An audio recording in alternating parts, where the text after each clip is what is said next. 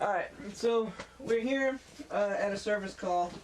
The complaint is that the customer has no heat on one zone.